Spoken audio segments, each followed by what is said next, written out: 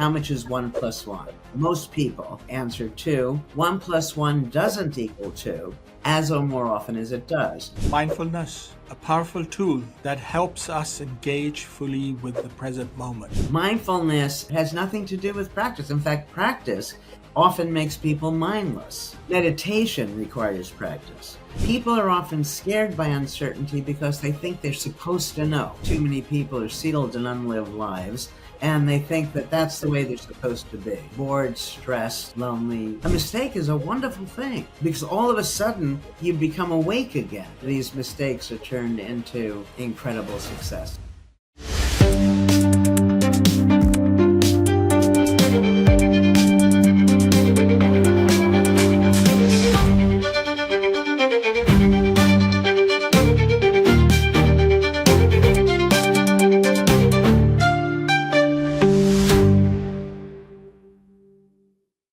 In each episode, we dwell into the realms of wellness, exploring the latest trends, expert advice, and practical tips to help lead you a happy, healthier life. We aim to bring a broader perspective to our American audience on issues that impact your daily life by interviewing guests from the US and around the world. From nutrition and fitness to mental well-being and beyond, we're here to empower you with knowledge and inspiration. So whether you're looking to boost your energy, revamp your diet, or simply trying to find a balance in your lifestyle, you're at the right place. Join us as we embark on a journey towards a better, brighter you. I'm your host, Dr. Amir Khan, and together let's unlock the secrets to living life to its fullest. Mindfulness, a powerful tool that helps us engage fully with the present moment. It allows us to reduce stress, improve focus, and enhance overall well-being. Instead of life pass by us, mindfulness helps us truly experience and savor it. It's one moment at a time. Welcome to Khan Klinics, powered by American Muslim Today. I'm your host, Dr. Amir Khan.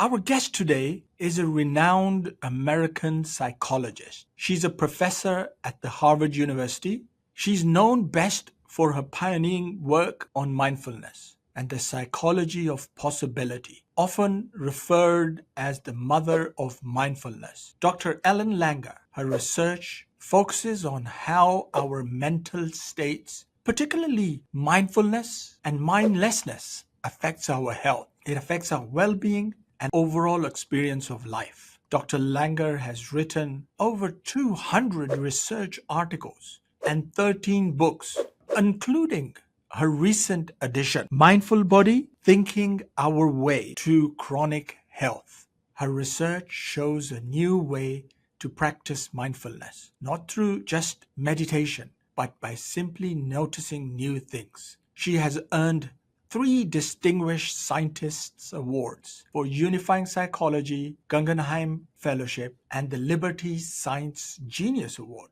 Dr. Langer, welcome to our show.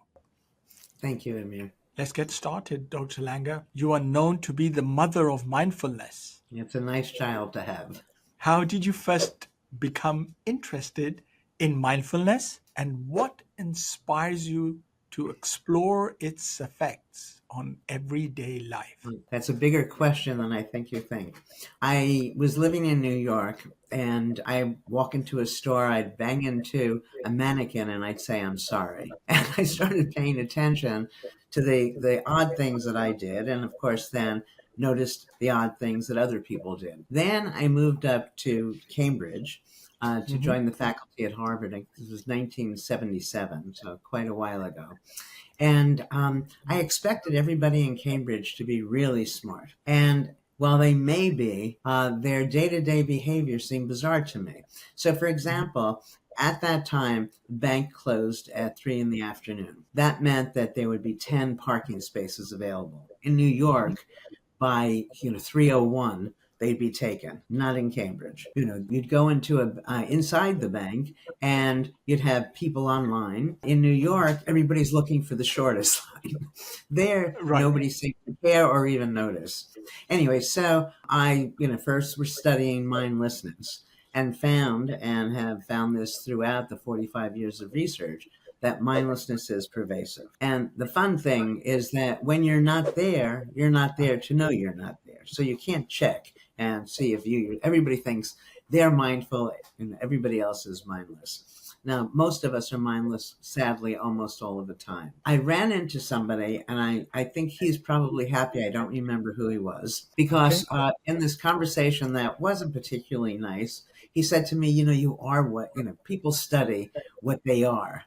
And so I was studying mindlessness. So I just turned it around, and that's how I started to study mindfulness. What was interesting to me was that there was this massive ancient tradition, going back thousands of years. And what was wonderful was that the scientific studies that I was doing were yielding the same consequences as predicted by some of this ancient philosophy. And that was very exciting. When people hear the word mindfulness, they tend to think of meditation. And I did very early work on transcendental meditation. Mindfulness that I study now and have been studying for the last 40 years is not meditation. Meditation isn't mindfulness, by the way. Meditation is a practice you undergo, hopefully to lead to post-meditative mindfulness. Gotcha. Mindfulness, as we study it, is not a practice, and it's more immediate. You don't, for meditation, you take yourself out of the world, you sit still for 20 minutes twice a day, repeat a mantra. Very different from mindfulness as we study it here. You're actively noticing. You can become mindful in two different ways. One we'll say is top down. I'll explain in a moment. The other bottom up. So top down, once you recognize, which is hard for people, that uncertainty is the rule, not the exception. Everything is always changing. Everything looks different from different perspectives, so you can't know. But all of us are taught by our parents in schools that we do know. So what I often, to make this clear, Amir, let me ask you, how much is 1 + 1?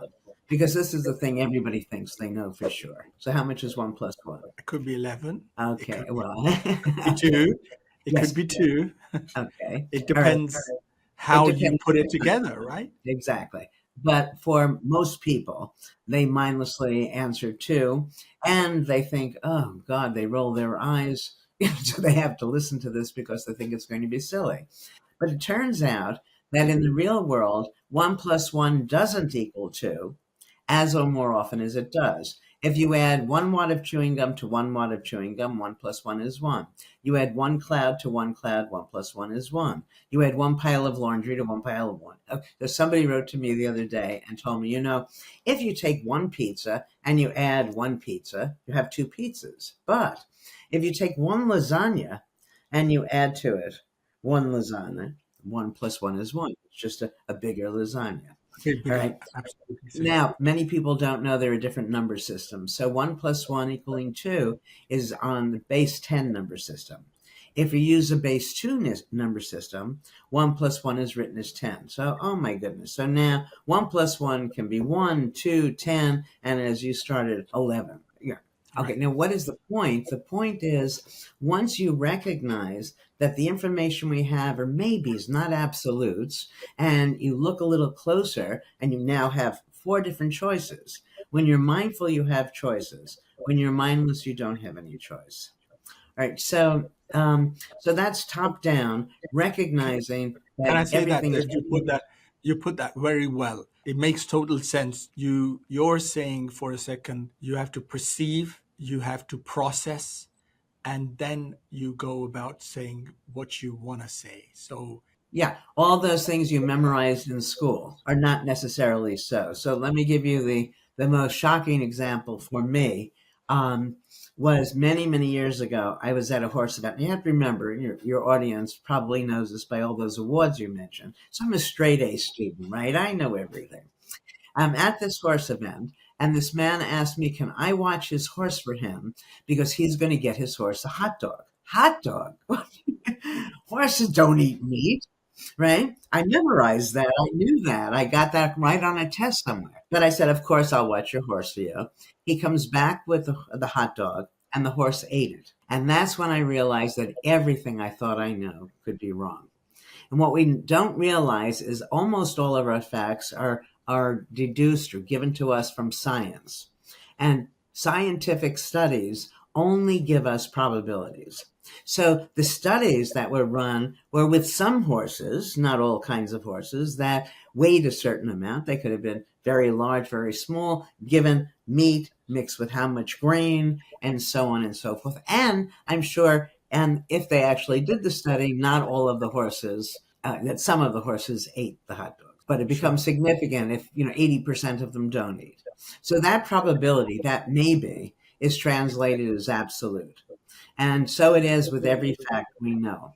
Well, that was startling to me and made me realize that I may know nothing. Now, a normal person might be worried about that. I found it very exciting because that meant that all of the things that I've been taught can't be might possibly be able to be. It opened up a world of possibility.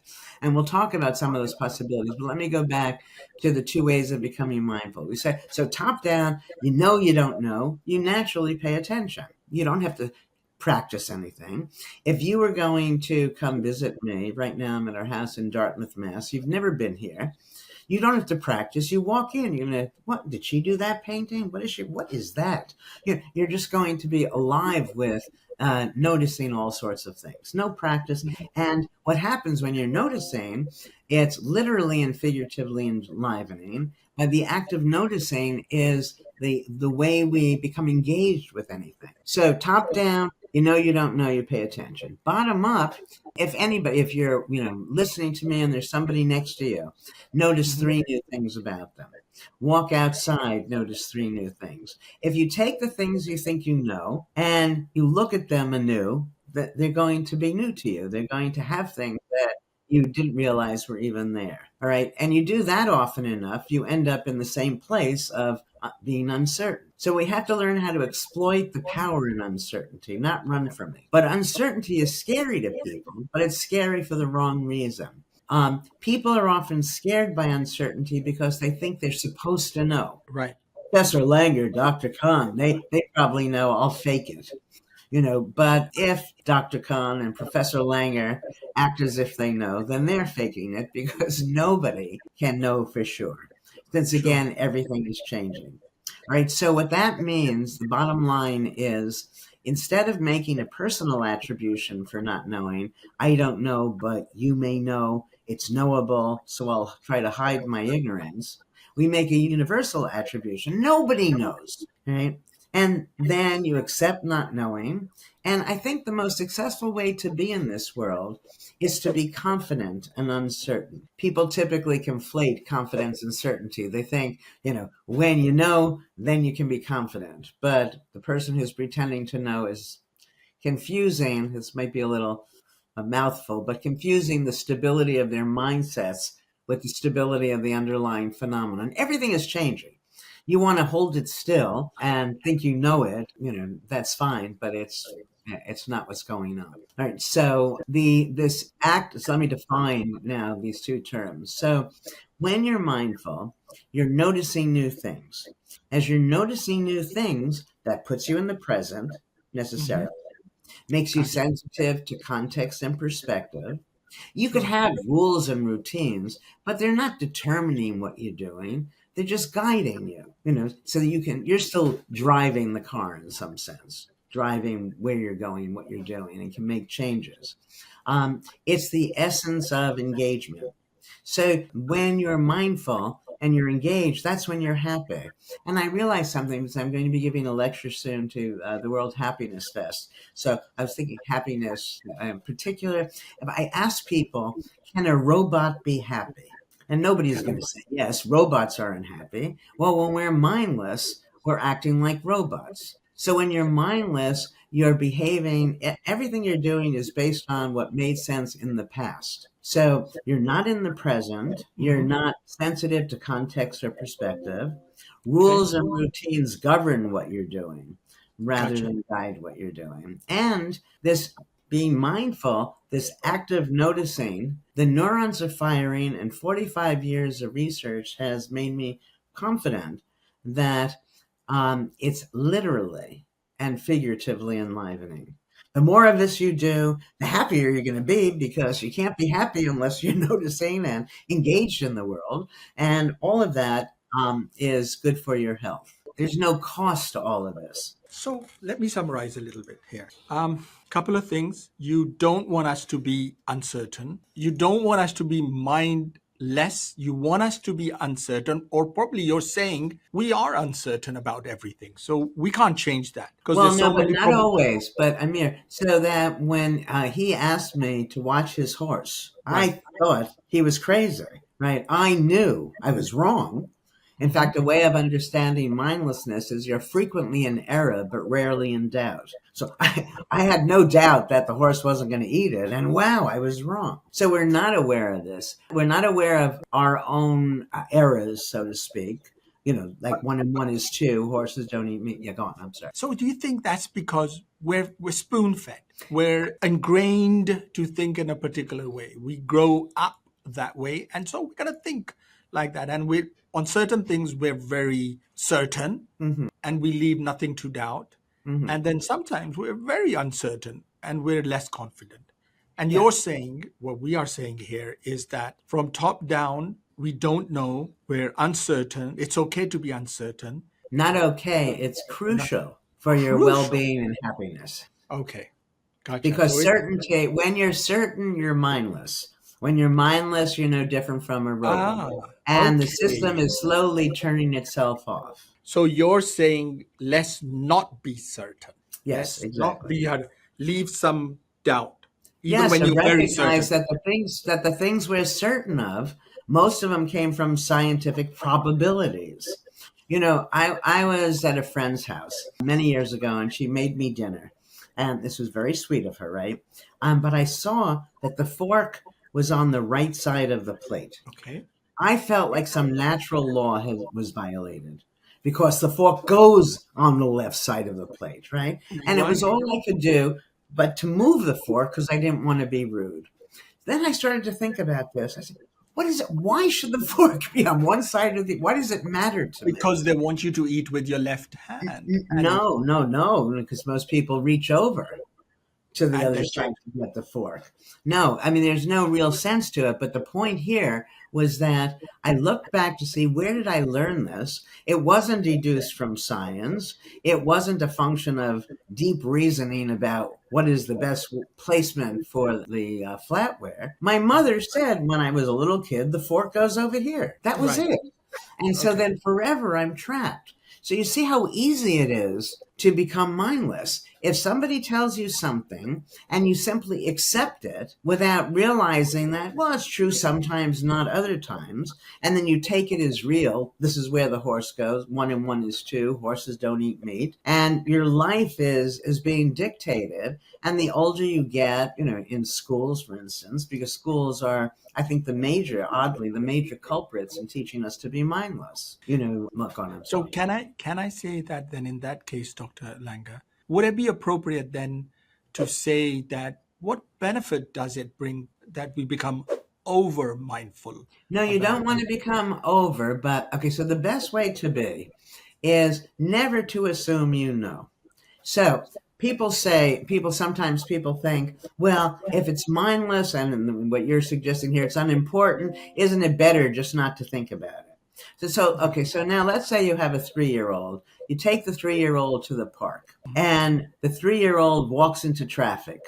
Oh my God. People think, shouldn't you just grab the kid and to safety and do that mindlessly? I say no. First of all, if you were mindful, the child wouldn't have ended up in the street in the first place.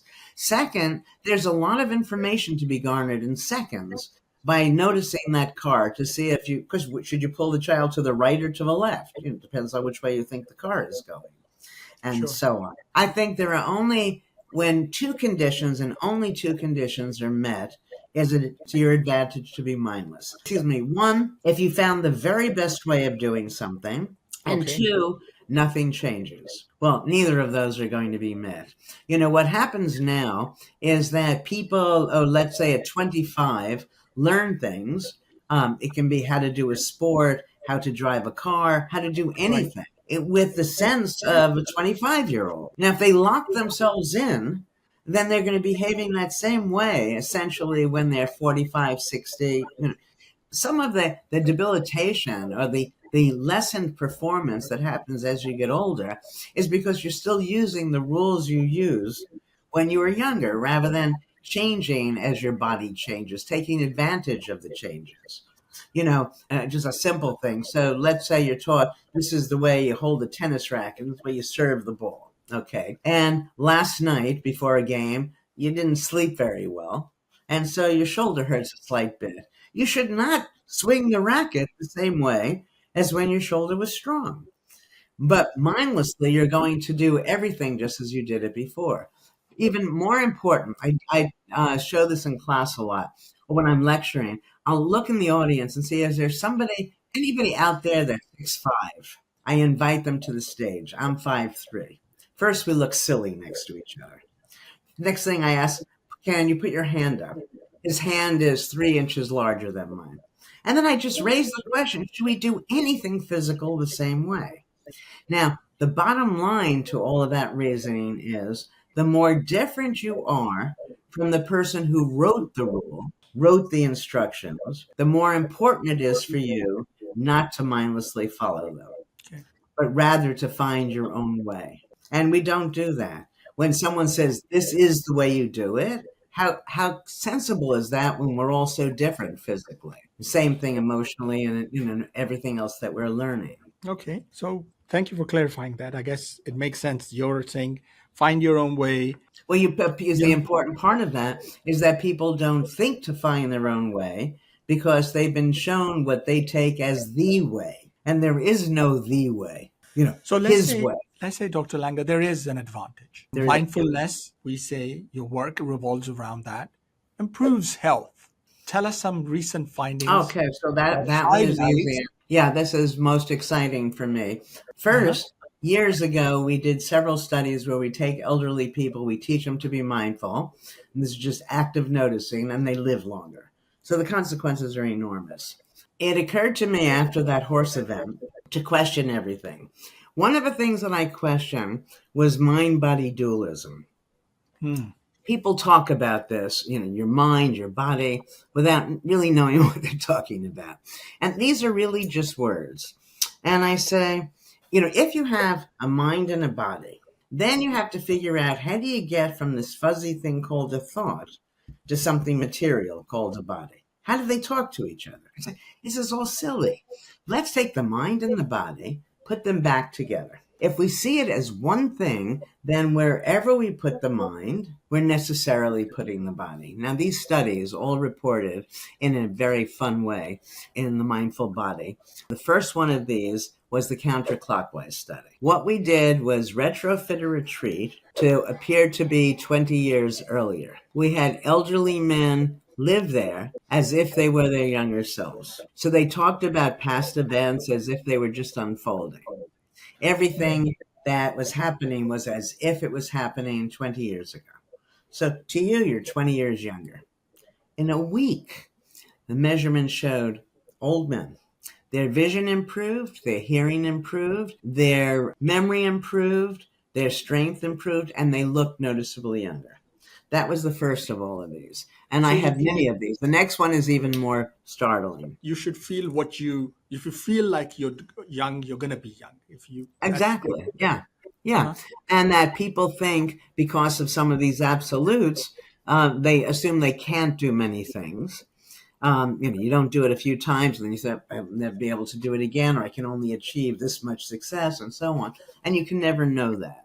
But those are the kinds of expectations that block us and hurt us in ways that people don't even realize. Before I tell you the chambermaid study to support what I'm saying now, I say in my health class, how far is it humanly possible to run? So these are Harvard kids. They're very smart. They know a marathon is 26 miles. They know I wouldn't ask the question if the answer was 26 miles. They start guessing 30, 35. And when somebody finally says 50 miles, everybody groans like, oh, how could that be? Then I turn on a YouTube of the Tarahumara, which is a tribe in Copper Canyon, Mexico.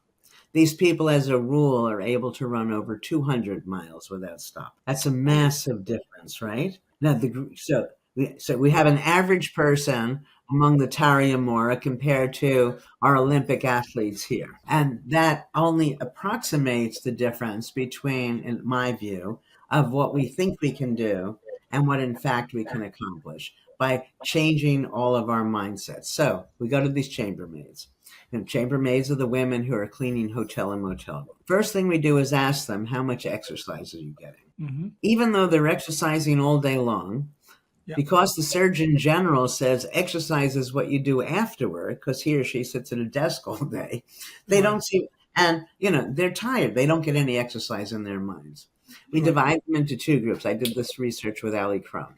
We do divide them into two groups, and we teach one group that their work is exercise. Making a bed is like working at the machine at the gym, and so on.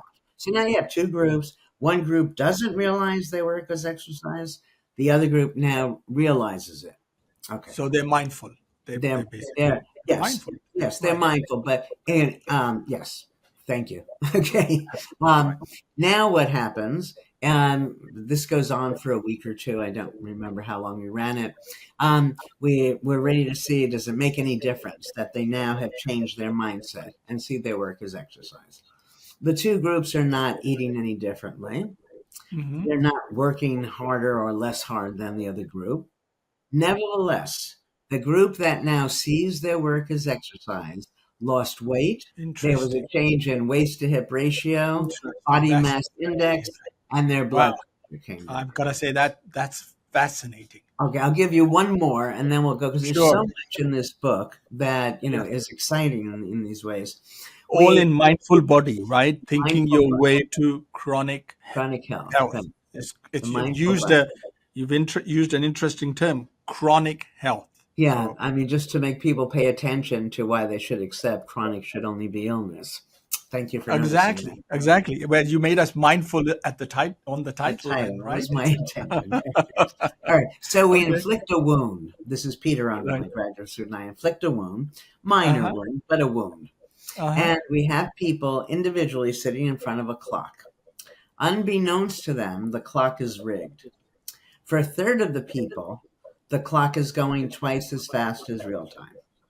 For a Okay. third of the people, the clock is going half as fast as real time. For a third of the people, the clock is real time. The question we're asking is, does that clock, perceived time, have any effect on healing? Well, the answer is yes. Really? Wound heals based on perceived time, No clock, way. not No, real time. really. So we have lots of these, and let me tell you, you'll enjoy this story. So when I started to write The Mindful Body, I wrote it as a memoir. So there are lots of very personal stories in them. And these seeds were sown many, many years ago for this mind body unity. People talk mind body connection. It's Hmm. wrong. How are they connected? It's one thing. Okay, let me tell you the story. So I was married when I was obscenely young. Don't tell anybody. Well, I was secretly married first, and that they can read about. Then I got married again at 19. And Okay. my then husband and I went to Paris on our honeymoon.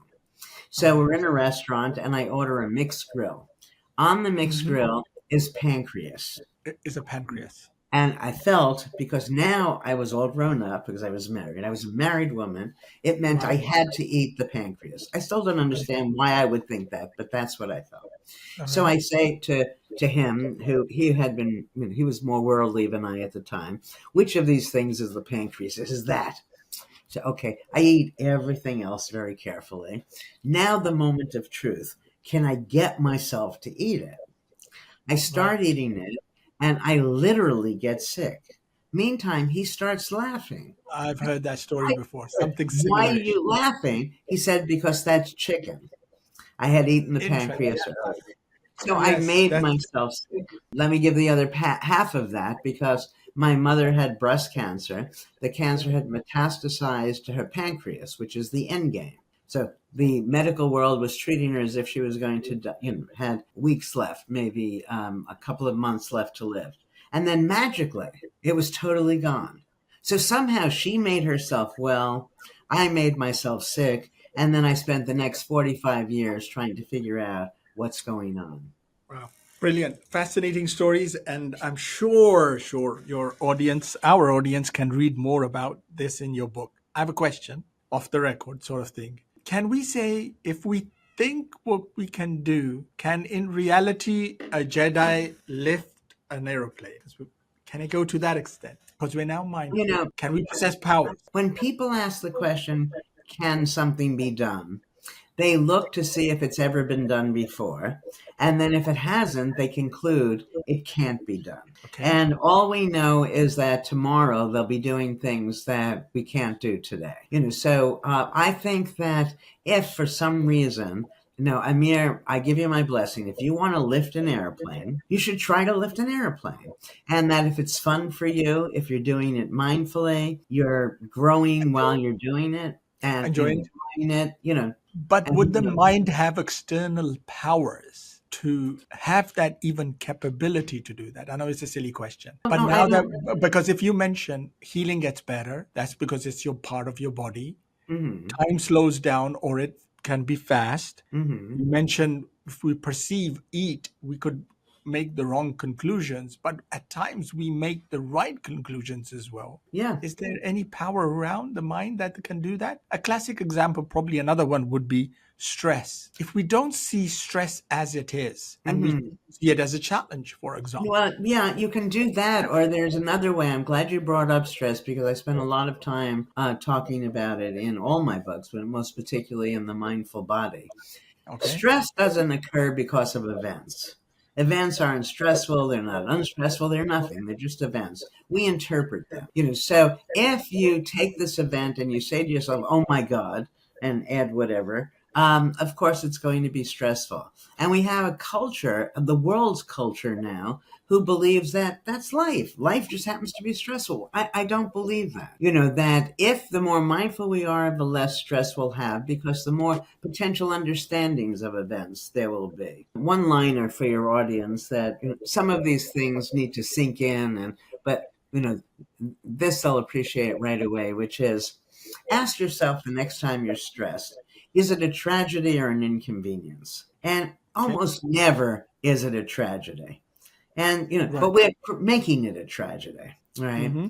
um and in some sense it should be no worry before it's time. The worrying doesn't make that, if you're right that this impending thing is going to be awful, worrying about it is only weakening you, making it harder to deal with it should occur. What people don't understand is that evaluations, all evaluations, are in our heads. We're taught they're not part and parcel.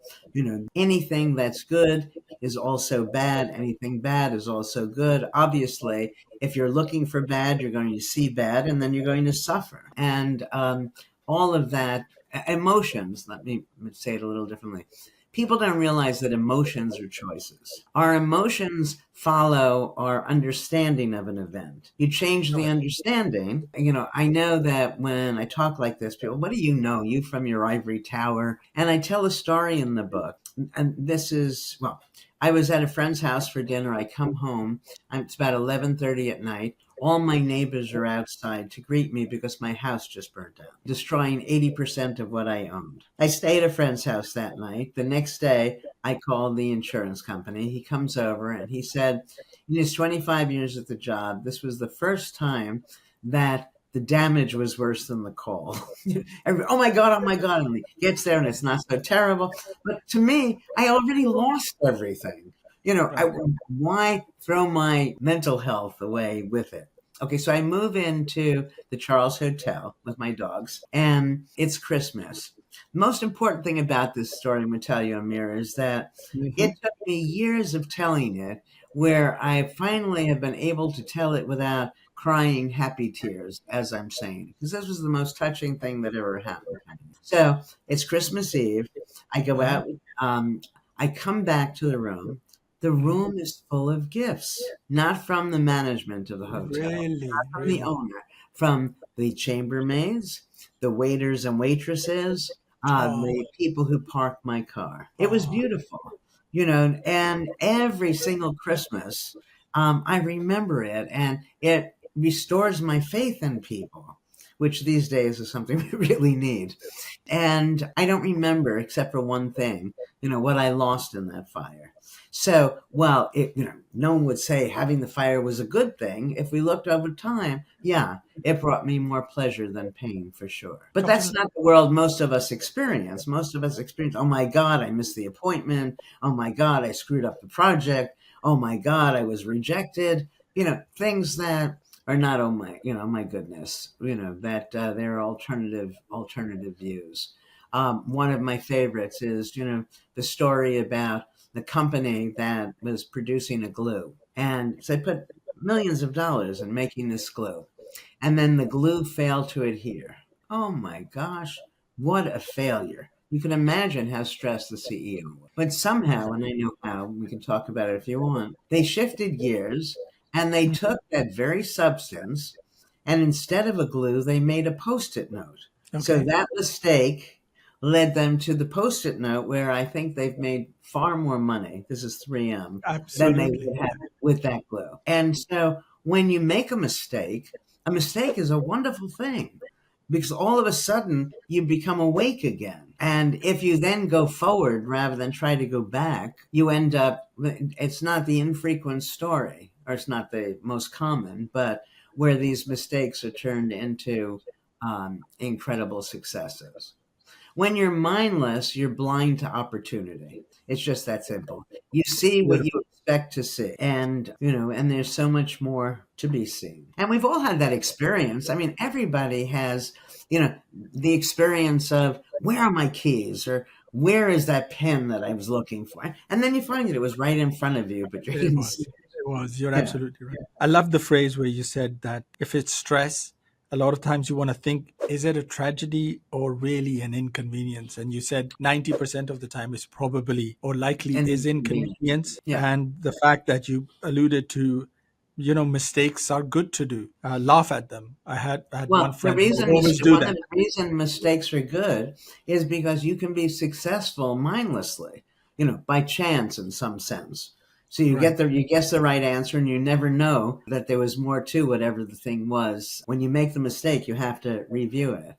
And with mistakes though, here's something interesting also, I think, that when we're doing something, whatever we're doing was a decision that we made. Right. Now, for something to be a decision means there has to be uncertainty. There's no uncertainty, there's nothing to decide, right? So should I do this or should I do that? Then you make the decision, and then people mindlessly act as if that's the only way it could be. Hmm. So that when they make a mistake, what they want to do is just go back and make it just as it was supposed to be, but it was not supposed to be. That was just one of several ways it could be. I know that there's a lot here, and I don't know how much of it can easily be digested hearing it. But I think that people don't recognize that if I'm saying, which I am, that virtually everything that is was a decision, that means everything that is could have been otherwise. That means that everything is malleable. That means if something's not working for you, change Hmm. it. And now, people, if you said to somebody, let me give you an example. So, even in my first lecture, I walk into this big lecture I was giving. I walk into this room, and the chairs are very far from the stage. And I Right. knew that was going to make me nervous. So, I moved all the chairs. Now, Mm. for my own comfort. Now, if you say to anybody, could you move the chairs? Everybody's going to say yes, right? They know chairs move. But it's not going to occur to them. And Right. that's the difference Get that. between mindful and mindless. When it's mindless, it doesn't occur to you that it could. It's like that old commercial. Do you remember? Oh, I should have had a V8. Right. Yes. Where if every day you drink orange juice, and Right. orange juice is great, but on some days it might be tastier for you or Exactly. healthier or whatever to drink a cranberry juice or tomato juice or something. But it just doesn't occur to us. I When got we're you. mindless, so many possible benefits are just not occurring to us to consider. Thank you for explaining that. The audience asked Dr. Langer to give us some practical tips about how do we practice mindfulness. One for beginners, and second for those who are very busy in their lives and have got little time. How do we Okay. practice? Okay. mindfulness. The, The the two. first way, Amir, is to recognize you don't need to practice. Mm. Meditation requires practice. Mindfulness, as we're talking about, it has nothing to do with practice. In fact, practice often makes people mindless. Oh, What you interesting. want to do is recognize the power of uncertainty. And then, everything feels new and exciting. And Right. that, you do something and you screw up, you could feel bad or you could laugh at it. Your reaction isn't predetermined. You can see it as, oh my gosh, this is who I am, or this is what I did, then Correct. do something different. I love that. Everything we're Love doing that. is trying to hold things still when things naturally want to fluctuate. I would just say, Dr. Langer, don't be too rigid. And I Yeah, don't want to be, just that, don't be too rigid. It's all right to make mistakes. It's all right to yeah, learn. It's all right to enjoy. It's all right to laugh at your mistake and look at the well, opportunities. That's but perfectly fine. here's So I get something that. that people Brilliant. don't realize. You can be perfectly mindless or imperfectly mindful. So an example I've used often. Remember you're a little kid and you get in the elevator and you try to press the button, but you're too short. You can't. Your parents pick you up and you press it. And the next time you get in there, you get in a little closer. So it's great fun for the child, right? Then finally, the child is tall enough, presses the button. You tell me the last time you pressed a button in an elevator where it was exciting for you. I got you. So the point is, we don't want all that perfection that we keep seeking. It's the journey to that perfection that's fun. But once we achieve it, then it becomes mindless. And when it's mindless, we're not there to enjoy it. So just enjoy, just pause and be mindful. Yeah. And Recognize, so the tip is, recognize. yeah, the tip to how to be mindful, we'll go back to the first thing we said, was one, appreciate that everything is uncertain, not just for you. So it's not that you're stupid, that you don't know. Nobody really knows because everything is always changing. Two is, of the things you think you know, notice new things about them. And then you'll see you didn't know as well as you thought you did. And you do that often enough, and you come again to appreciate the glory, in some sense, of uncertainty. It's the uncertainty that keeps you excited. Right? Beautiful. It's Love very that. easy. And it's not only that it's easy, but it's this act of noticing is energy begetting. So it's good for you, keeps you happy, keeps you healthy, living longer. It even reveals itself in the things that we do, leaves its imprint on the products we create. There's no downside. Love it. Very good. Last question. You wrote your book, Mindful Body Thinking Your Way to Chronic Health, and you do have an artistic background. Tell us, how did you combine the two? And Well, in no, general, it's very interesting. So I was brought up when, some teacher, I can't imagine what mark I might have made on a page that would lead the teacher to believe I had no talent. But I wasn't one of those kids who could draw. As I tell the story in The Mindful Body, at one point in college, I was doing some work for a professor, and I came up with something that she didn't know. And that made it a big thing because I had suggested something new to her. So she said how creative I was. Then I had another teacher around the same time. I wrote a program text as a final paper, and he wrote on the paper, "I can't believe your chutzpah," which is, and so in some way, two professors were simultaneously telling me I was creative. It was never a label I had for myself. So then I started to explore. All right, let me see what it means to be creative. Now, nothing much happened. I did my psychology and came up with creative experiments.